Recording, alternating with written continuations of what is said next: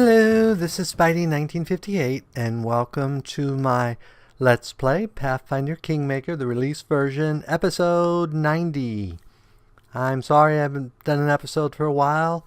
The holidays in real life once again kicked me in the butt, so I hope soon to get back to a regular schedule, but it's probably only going to be 4 or 5 episodes. And we immediately have a visor meeting. Amazing! You managed to save your Barony from an invasion of monsters from the First World, but you're not able to protect them from the attention of the First World's most powerful denizens. Believe it or not, but Telmore has been chosen as the next location for the Inconsequential debates. The Inconsequential debates? What's that? A curious phenomenon that isn't very well known. They say it's based on a bet by the eldest of the rulers of the First World, quite a long time ago. One day, one of them sent a delegation of Fae to Galarian. They announced where the competition would take place. Don't let the name fool you, it's anything but debates. The contest begins as soon as they have enough participants. The contests and the rewards are different every time. Although every time is a stretch. Only 3 such occasions are known over thousands of years. Anyway, it's happened again. And this time the reward is a chance to ask any question whatsoever of the host. The competition's mastermind, the creature, whoever it is, speaks on behalf of the elders. Do you see why we can't miss such a chance? I don't. Tell me. Just think, we have the opportunity to ask a question of the host, the messenger of the self-appointed deities of the First World, and demand an answer. The gnomes originally ventured from the First World, lost their immortality because of it, and received our curse in exchange, the bleaching. No one has discovered the reason for it, and none can stave off its consequences. But if we manage to win the competition... Do you know anything about these debates, or are we completely in the dark here? You never know what mad ideas the Fae might have cooked up. I only know one condition. Only teams of 3 are allowed to participate.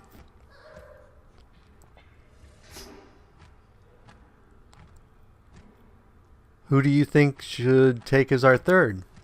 I think we should take Lindsay. Something tells me Fae are not likely to hold competitions in rope pulling or beer drinking. But the skills of a bard might come in handy. Besides, we can give the young lady a chance to channel some of that energy. Can participating be dangerous? Considering that the Fae are involved? Absolutely. But if the chronicles are true, no one has died in any previous debate. We can't pass up such an opportunity. I agree to participate. Great, I'll mark the spot on your map where the competition will take place. The sooner we arrive there, the better. The Fae Lords don't wait forever. Well, apparently we're going to go have some inconsequential debates.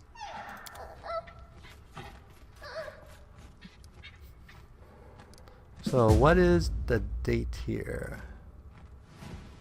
So it's the 3rd, so let's go ahead and check, see if there's anything we have to take care of here.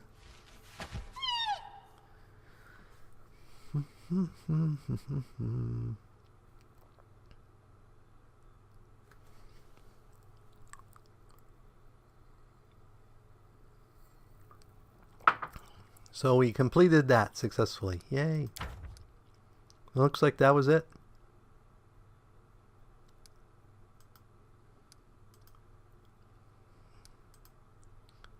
So we have rank ups, economy. We got lots of stuff we can do, but we better. So we got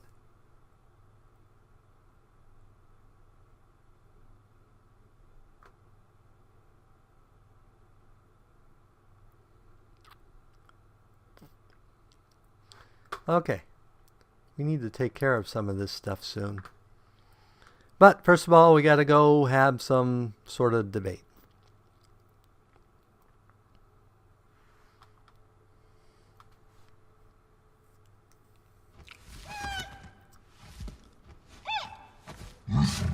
But first of all, there was something we wanted to do here.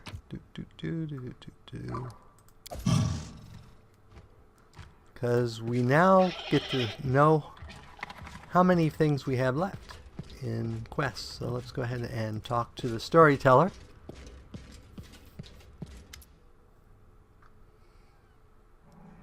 I found the shards of an ancient artifact.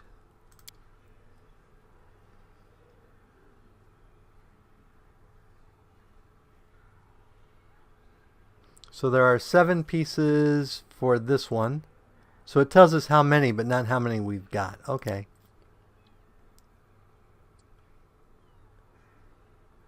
$10 shards for that. 10 shards for that. 12 shards for that.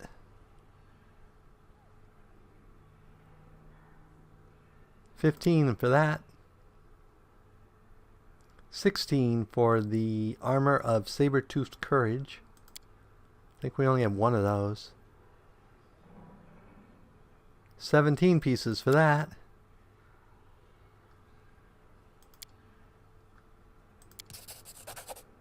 So we had an ancient coin that got some money, Cyclops coins, dog tags.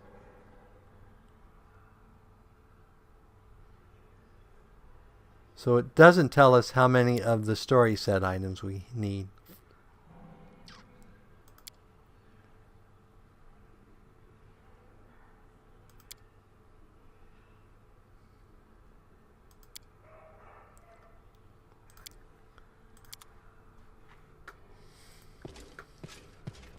So now we got to put all this stuff back. It is done.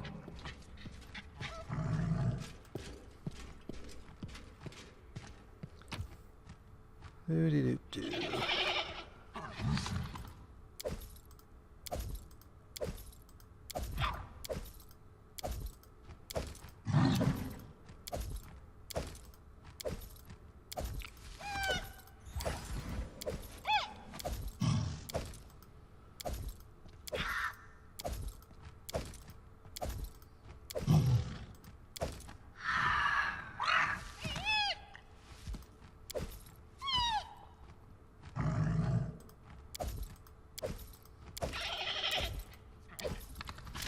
I'm just going to put most of this stuff back. Doo-doo-doo.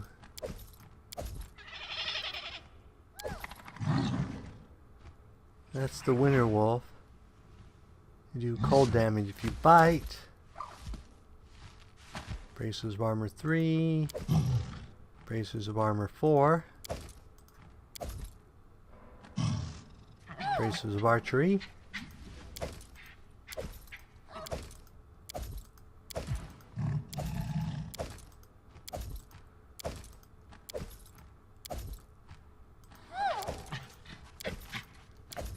Most of the stuff we're just going to throw in here. Let's go ahead and get this quickly through.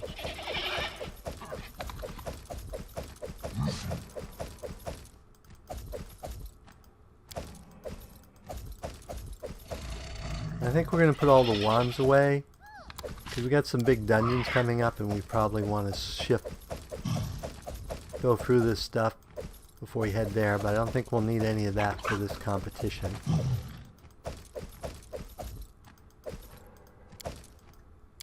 You need to stay. We'll probably get rid of some of this stuff. Is that a crowbar? We probably want to keep that. Those we want to put away.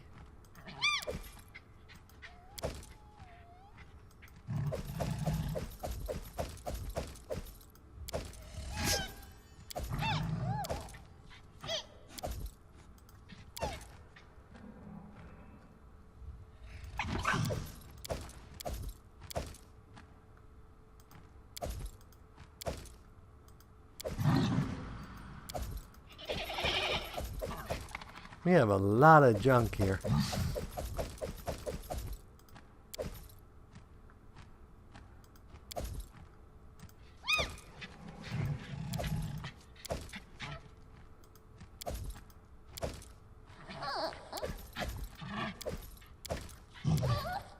Whoops.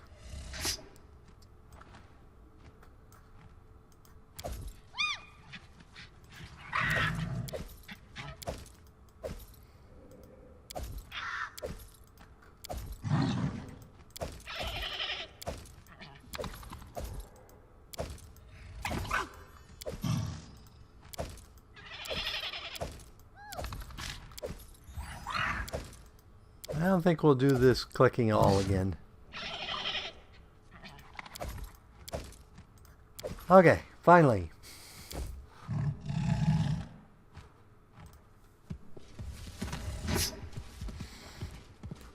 Let us sleep quick, and then we shall head out to this contest.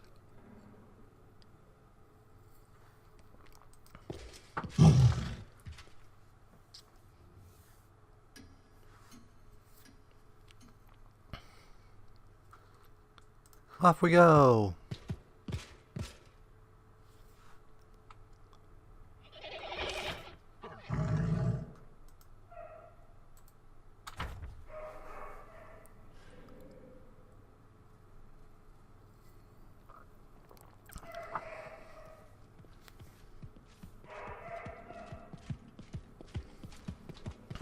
Okay.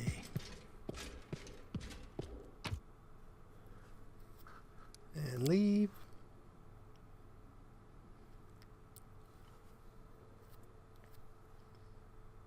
And then we will have to find this place on our map. It should have a quest marker, though, so it should be easy to find.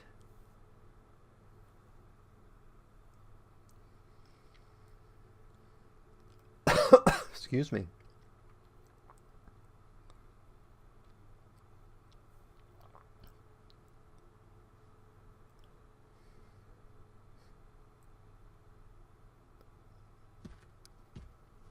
Oh, snowing. Oops.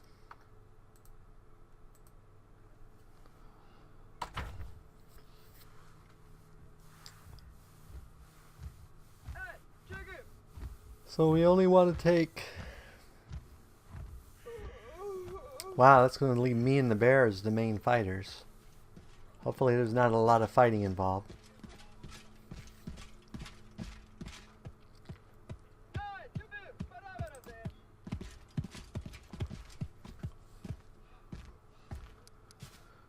So we want you...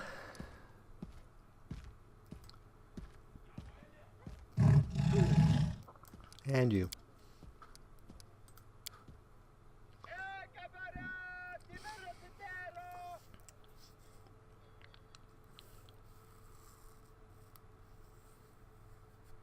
Neither of them are great in combat. So I think we're largely going to be dependent on the bear.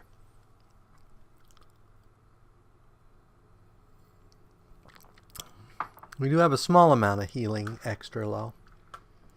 Okay, now it's time to find this contest.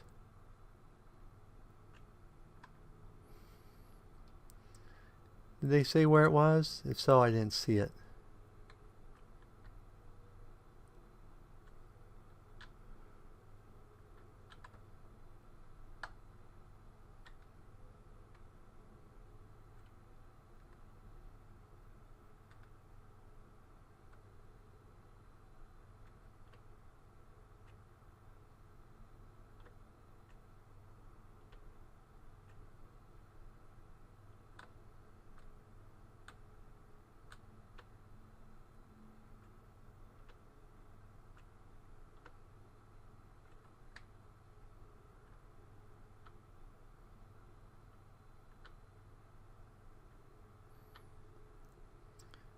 Might help if we could find where we were supposed to go.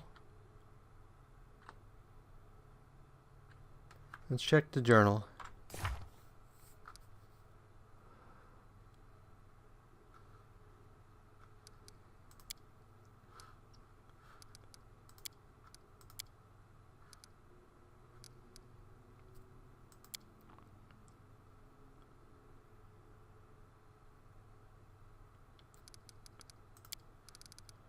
Okay, we'll get rid of those flags.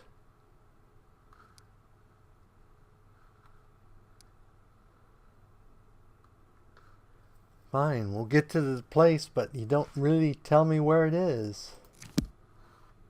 And I can't see the chat logs from here.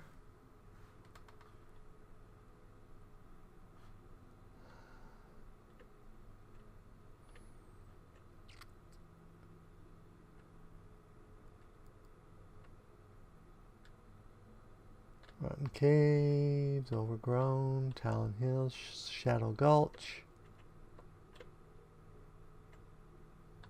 Rostov. There it is.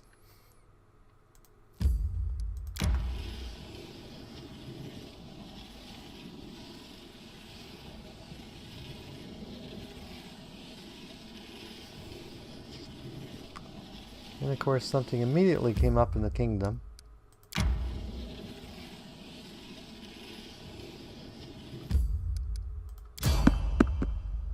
Try to avoid. Evade.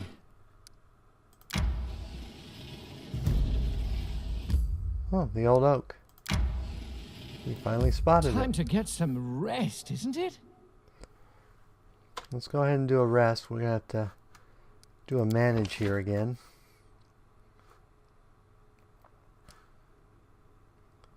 So you're good at camouflaging the camp.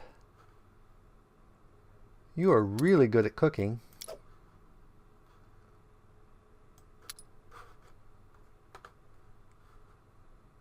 Apparently I have no skill. I have a little skill at hunting.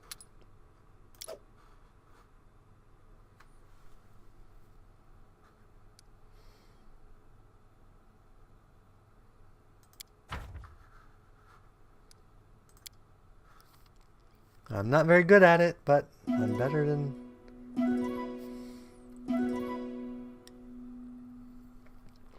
At least we know that the little gnome guy is an excellent cook.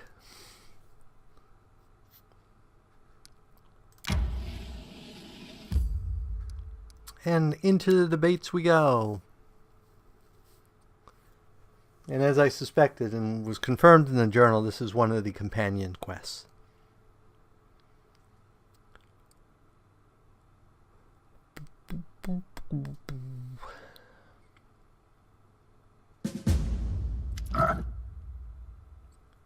Frogs. Why is it frogs?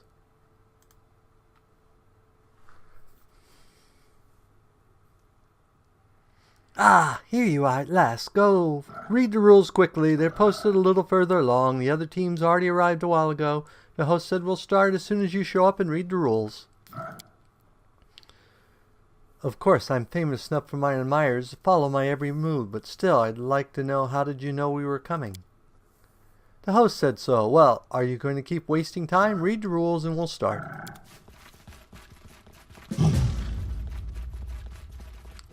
Okay. Where are the rules? These must be the rules. Let's see. I'll read out loud so everyone can hear. Rules of the inconsequential debates. Year to be added later. I see the authors didn't overstrain themselves. So the rules. Item 1. Obey the host in everything. Item 2. Come in triplets. Item 3. No fighting, no killing each other, even temporarily. Even if you really want to, even if you apologize later. Item 4, the most important one. The participant must assume the shape of a giant frog. A frog? What does that have to do with anything? Are those the right rules for the competition? What is irresponsible wordmonger, ma? What is this? I'm a frog. Something is obviously wrong here.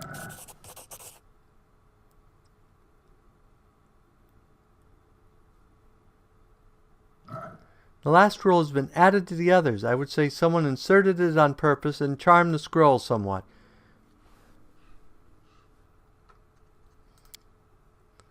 That's sabotage, turning me into a giant ugly toad.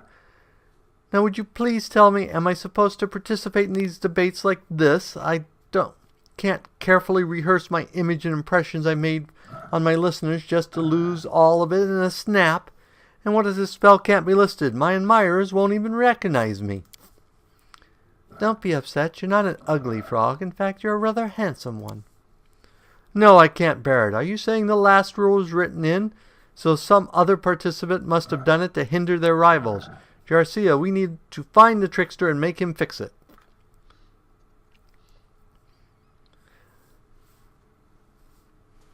Don't worry, I'll question everyone here and identify the trickster.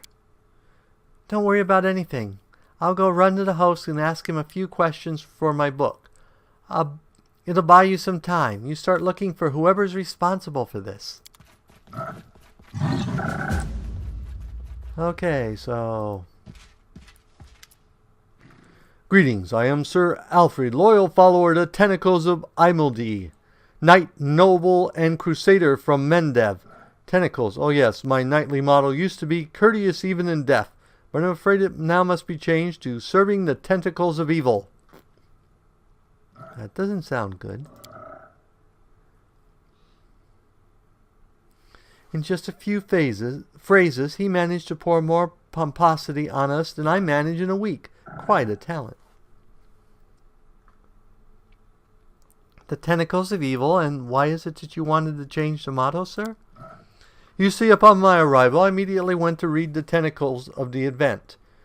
But Guile already held me in its tentacles. The rules were charmed, and anyone who reads them must say tentacles every so often, which is happening to me just now. Tentacles. If I can't get rid of this affliction, I at least tentacles.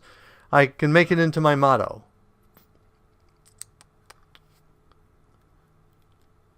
Did you talk to the host about this? I did, in the name of tentacles, but they think they're cheating within the rules as tentacles, and perfectly appropriate. As a true knight, I must overcome these tentacles resolvedly. Do you have any idea who could have done this to the rules? It was done by one of the participants who allowed their tentacles to guide their heart. Including you and me and my tentacles, 4 teams of 3 arrived. I swear by my tentacles, my service to the most modest Emildon would never allow such tentacles, nor would I suspect you and your outstanding companions, noble tentacles all, looking for the villain among the other 2 teams. So you're a Meldavian Crusader? Truly spoken, I hope you've heard about our glorious tentacles. Our order fights demons fearlessly, preventing their tentacles from spreading across the world. You don't often meet an Aasimar in these lands, unless, of course, you meet me. Aasimars are not so uncommon in our tentacles. Celestials are known to aid Meldavian Crusaders in their wars against the demons. Sometimes this camaraderie sparks a tentacle. I mean, personal attraction. But just the presence of a holy celestial nearby can sometimes cause the birth of an Aasimar child. See? Easy as tentacles. Are you participating in the debates? I most certainly am, by my tentacles. I come here to carry out the will of my tentacles and set a good example for my tentacles. And possibly to find a new way to fight tentacles, that is, demons. If I win, the Fae will answer all of my tentacles. I never thought I'd get to say tentacles so many times in a short span. Before you leave, let me ask you, and in the name of tentacles, don't consider it idle curiosity. What need brought you to the tentacles debates? That would be me. I asked for the Baroness's help in this endeavor because winning would let us ask what makes the tentacles. What causes the gnomes to leave the first world? For me, these tentacles are something more than scientific curiosity. I'm amazed how inquisitive the tentacles of your mind are, sir. I admire it. It's the first tentacles I've ever talked to such a learned frog. Tentacles, forgive my ignorance, but it never even crossed my feeble tentacle that there are educated ones among your race. For the love of Desna, I'm not a frog. Let it be shown to you, sir, that you are speaking to Jubilos Nathropal, well-known publicist and researcher, the shape but the consequences of a silly prank. I am gnome, and it's why I'm participating in these debates to learn how my race received the affliction called the bleaching and discover a way to fight it. In that case, I wish our worthy rivals good tentacles, in the name of truth, justice, and tentacles! Sorry, I really enjoyed that. Okay, so let's ask the temple guard. I'd rather fight with demons, so he must be with Sir Alfric. And that's probably another one. Look at your master, a true example of knighthood he is. Okay. So let's go talk to... We have Niedrich Zothelruppel and a Cobalt. Let's go talk to the Cobalt. A little Cobalt raises his snout and says, "It's you. Greetings! Are you participating in the debates too?" "Yes, participates. I participate." "Amazing. We're competing against the inarticulate kin of unforgivable Tartuk." "Huge frog, you speak. Can me mount you? I feel your ants clean your skin. I am writer." "In the list of all job offers I've ever received, this will be honorably placed in the I'm ready to cry section." "Why do you have those jerboas there?" "They say need 3. I know 3. I know friends. Want to go very much. 'Cause this jump mice. Now we are 3. Participate." Well, he is technically 3.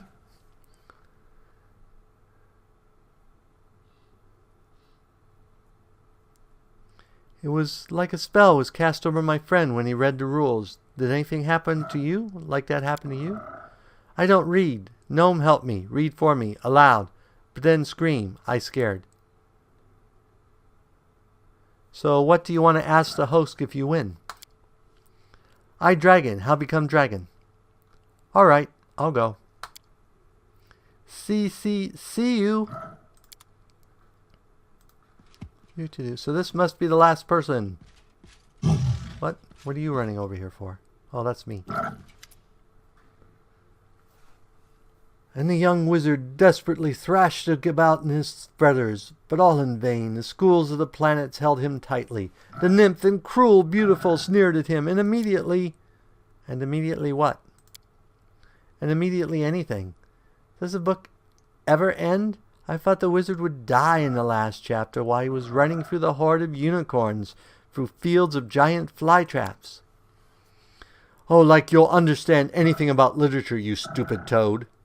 "Ah, hello again, travelers. It seems I haven't introduced myself. I'm Nifrad Zoppelwopple. These 2 idiots are my brothers, Valar and Luar." So what did a nymph immediately do to the wizard? It's too much to tell. She keeps him hostage for another 4 chapters. I like it when it's more like real life. In this author's last book, he escaped from the evil wizard in 5 minutes. Why are you calling those frogs your brothers?" "Haha, these fools read the rules, and the rules are charmed. Anyone who reads the rules turns into a frog, so now I have 2 frog brothers. I guess I'll leave them as they are. What else will I ever have a chance to laugh so much?" "And why are they both frogs? Did they read them together?" "Yes." Suspicion grows. "Nah." "Shut up, Luar. Of course we did. We read them and we transformed. Now we're sitting and croaking." "The little Cobalt said one of you helped him read the rules." "Yeah, that's true. But he wasn't trying to read the frog rules. They're different on every pole. One turns you into a frog, another makes you say tentacles, and the third one makes you scream like crazy. Hilarious, right?" "Not remotely." "You look pale." "She looks bleached." "It's all right. I still got a fair bit of fight left in me.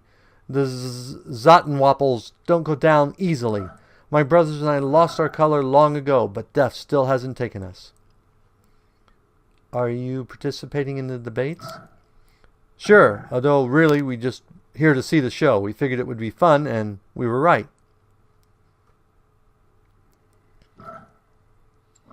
"You are confused, my friends. If one of you read the rules for the Cobalt, why isn't one of you screaming?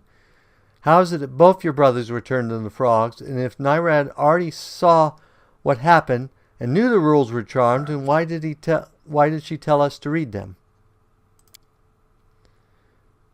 "Do you suspect us of something? Why would we charm the rules and read them ourselves, or make you read them and put a spell on us?"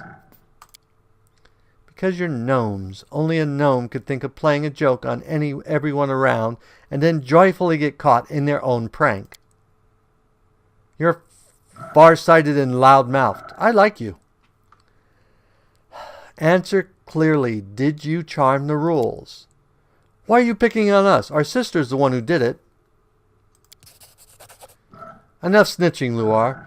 You're just jealous it was Nairad who came up with the idea. And why did you do it? You're so boring. We wanted to, so we did it. Just think how funny it will be, the debates with all the participants screaming or talking about tentacles or just croaking. But we're honest players, so we charmed ourselves too. We wouldn't want an unfair advantage. Stop this immediately and release Jubilos from the spell. Croak. Croak, croak. We're just stupid frogs and we understand nothing. Jersey, I know this is unexpected, but just leave it. I'm ready to participate in the debates even like this, croaking all the way.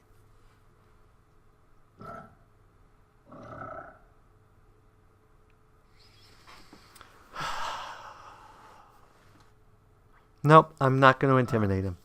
Well, I think it's a fine prank. Let's let everything stay as it is. Amazing. Amazingly, Jubilos sighs with relief.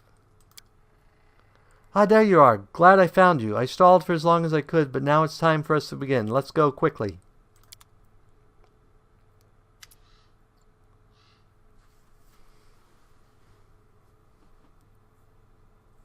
Welcome to the Inconsequential Debates. You can call us the host. We are the reason for all that happens here today. You've read the rules, have you not? Not that there was anything useful in there. We only made up the real rules the day after tomorrow. Then forget them and then have to make new ones. So it's simple. You want as your reward for us to answer a question. So the competition will involve answering questions. We ask and one in each triplet answers. And always the same one. The others can only prompt. Let's see. It will be you, Little Cobalt, you, Serafra, you, Nairad, and you, Jarcia. Remember one thing. Here at the Inconsequential Debates, there are no right or wrong answers. Every answer has weight and each will be weighed. Don't choose the lightest one. Your rival might find a heavier argument. And more importantly, light answers are no fun for us. Why are you referring to yourself in the plural, host? You know very well you met us, Jarcia, but it was us at a different time. But now be satisfied that we do not wish to disclose ourselves.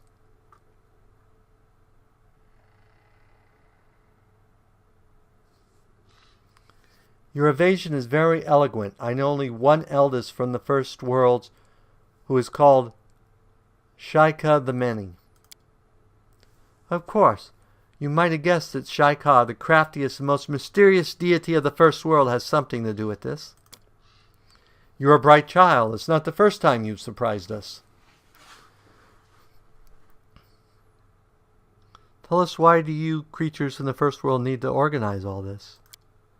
Win the competition, ask. Those are the rules of the game, right? Hell no, we're not wasting a precious question to discover the motives of the Fae and their lords. I don't have the imagination to think how absurd and silly that answer might be. Let's begin. Begins. We are ready, despite the tentacles. All right, let's see how tough they have it in the first world. Some of you look so serious. Thus we'll begin with a question about weighty masters. What can move a mountain?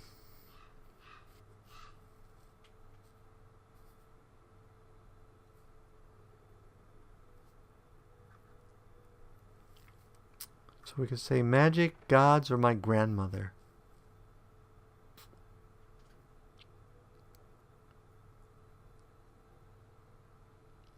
I'm going to say my grandmother.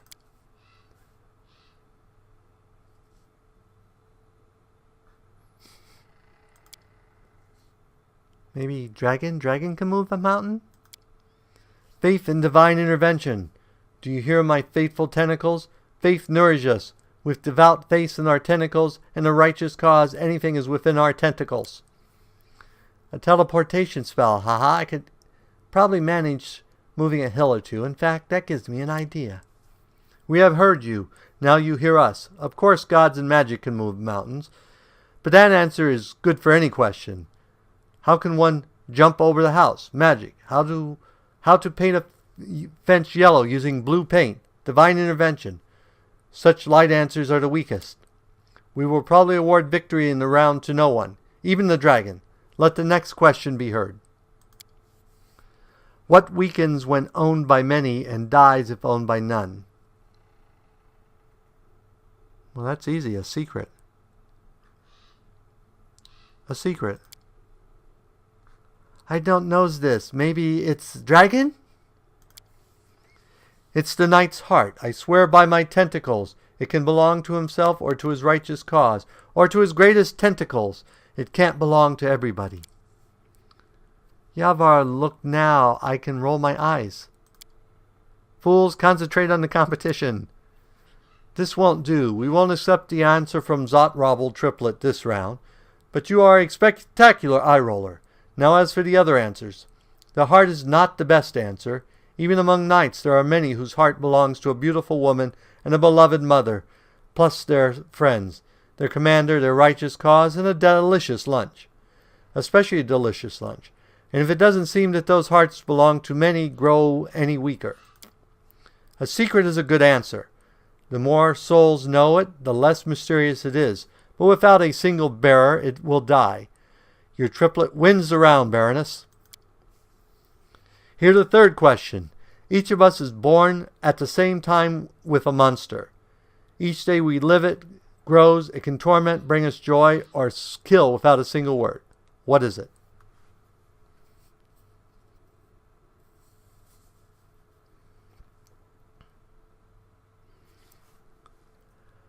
What do you say, Jubilist? I think it's ambition. Considering the question is asked by a representative of the Fae, the answer could be anything from singing to the love of pastries. But let's think logically. The last part of the riddle can easily be ignored because just about everything in the world can aid or ruin you depending on circumstances. What's important is the riddle clearly points to some quality or property of a living creature. Something that is born with illness. Another point, it grows. I would say knowledge. Each day brings something new in our knowledge of others. The world keeps growing. For some, that progress is ridiculously slow. It's ambition. We have heard you. What will others say? What is the monster? Maybe it's dragon? It's curiosity. It's born with us. It grows day by day. It saves us from the bleaching, and if you only knew how many it's killed.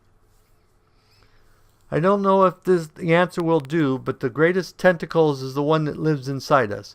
We grow a tentacles beast in our soul, and we feed it with wrath, neglect, and tentacles. Eventually, it could break free and kill us. But tentacles must admit, the same beast gives strength to villains and tentacles. The poison we feed our monster only nourishes them. Interesting answer, except for the dragon. Dragon doesn't count, alas. Curiosity is also insufficient. The monster described must, by its own nature, grow. Many see their curiosity dim over the years. The same thing can be said of ambition. Many have none and may lose it over time. Well, we have only one answer that fits the terms to some degree, the inner beast. Sir Alfred, you win this round. Okay. One final trial, and we will sum up the results. I grow tired of questions. Do you know the game King Dragon Snag? The knight defeats the dragon burns the snag, but if the knight walks into the woods, he will stumble on the snag and die. That's why the snag defeats the knight. Children's games, great. These are inconsequential debates. Why not play a game? So you break up into pairs and yell out your chosen word at the signal. The one who shouts knight defeats the one who shouts dragon. The one who shouts dragon defeats the one who shouts snag. And snag defeats knight. We put Silafri against the Cobalt, Zalnafo against the Baroness. The winners will play each other in the first pair. Ready? Yell. 1, 2, 3. Yep, he's going to say knight because the Cobalt's going to say dragon. We knew that was coming.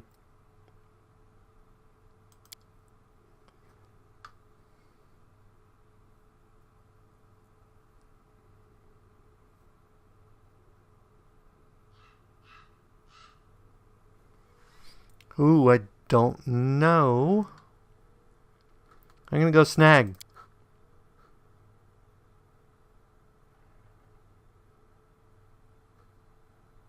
So I should have said knight.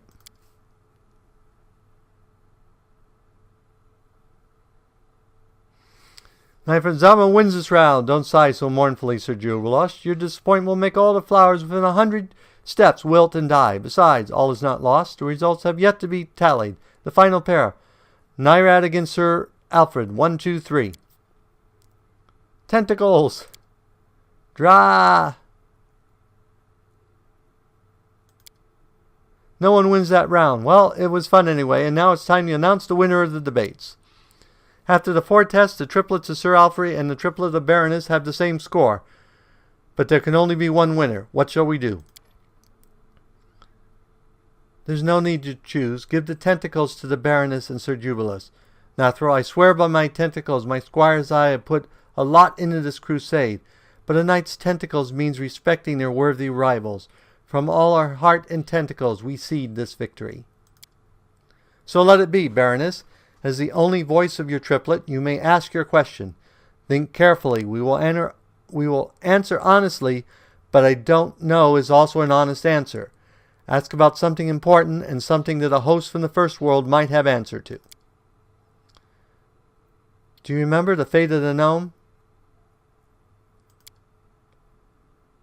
Have a silence spell, mate. Haha, I love it. Now what's he going to do? Come, brothers, let's run. Not everything is in your hands, Garcia. Think well upon your question. We will answer honestly, but I don't know is also an honest answer. Ask what a host from the first world might know.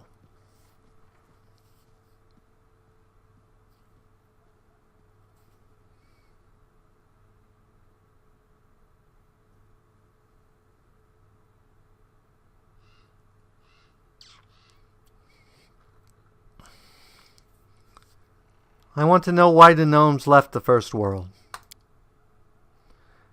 There is a question. We knew it would be asked, but a simple question, a light answer, has no value, right? We hope our debates convinced you of this. That is why we prepared to you another answer, a good one, a valuable one. What? They're going to give me an answer, but not to the question I asked? Is that what they're saying?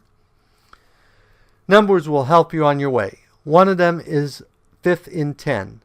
It will be easy to find if you read. Who opened the road for the ancient dead man and his black feathered messenger? The second is 12 times in a dozen, and thrice is the number of those who lost their faces. Don't try to guess it now, it's not yet time. Wait until he who is born twice will twice be defeated. Put the two numbers together. When the moon leaves her path, near the wattles of Candlemere, find the one who will open the secret. What? One of them is 5th in 10. So that would be 5. It will be easy to find if you read. Who opened the road for the ancient dead man? Numbers, so is that 5th and 10 would be 5, wouldn't it? It will be easy to find if you read. Who opened the road for the ancient dead man and his black feathered messenger? The second is 12 times in a dozen. Wow, I am stumped, and we are way over on time limit. A heap of senseless mumble instead of a first walk the road, then you may accuse us of being senseless, but in the end you won't. That was your final question? We have the answer, and yet we don't. But what an adventure, Garcia. We'll have to discuss this further on our return to the capital. We almost forgot. You little creature, you didn't win, but you managed to make us laugh. Do you want to come with us? No promises you'll turn into a dragon, but still. Take my friends, yes. All right, fine. Listen all, the inconsequential debates are now closed. We spare all of you the effects of Zottenwobble's tricks and bid you farewell. And at this point, we will call it an episode because we are way over on time. As always, if you enjoyed this episode, go ahead and give me a like or a comment. And if you dislike the episode, leaving me a dislike's fine, but please leave a comment saying why you disliked the episode. As always, this is Spidey1958, and have fun gaming.